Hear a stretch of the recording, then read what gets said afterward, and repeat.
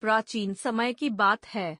मध्य देश में अश्वपति नाम के एक प्रतापी राजा राज्य करते थे। उनकी कोई संतान नहीं थी। राजा और रानी ने वर्षों तक माता सावित्री की कठोर तपस्या की। माता की कृपा से उनके घर एक सुंदर कन्या ने जन्म लिया, जिसका नाम सावित्री रखा गया। सावित्री बड़ी होकर अत्यंत गुणवान, तेजस्वी और पतिव्रता बनी। जब उसके विवाह का समय आया, तब उसने स्वयं अपने लिए वर चुना। उसने सत्यवान नाम के राजकुमार को अपना पति चुना।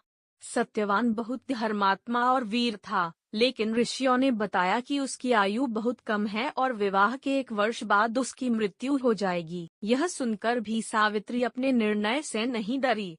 उसने सत्यवान से विवाह कर लिया और अपने सास ससुर की सेवा में लग गई। समय बीतता गया।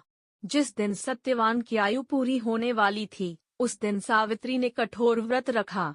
वह अपने पति के साथ जंगल में लकड़ी यमराज सत्यवान की आत्मा लेकर चल पड़े।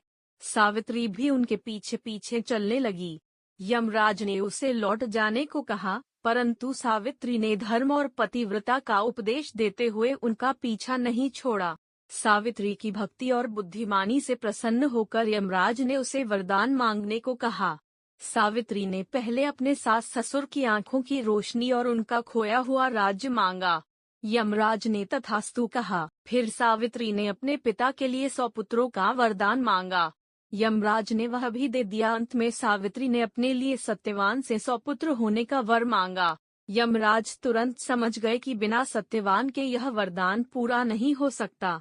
वे सावित्री की पतिव्रता शक्ति से अत्यंत प्रसन्न हुए और उन्होंने सत्यवान को पुनः जीवन दान दे दिया। सत्यवान जीवित हो उठा और दोनों सुखपूर्वक अपने राज्य लौट आए। तभी से विवाहित स्त्रियां अपने पति की लंबी आयु और सुख समृद्धि के लिए वट सावित्री व्रत का व्रत रखती हैं और वट वृक्ष की पूजा करती हैं।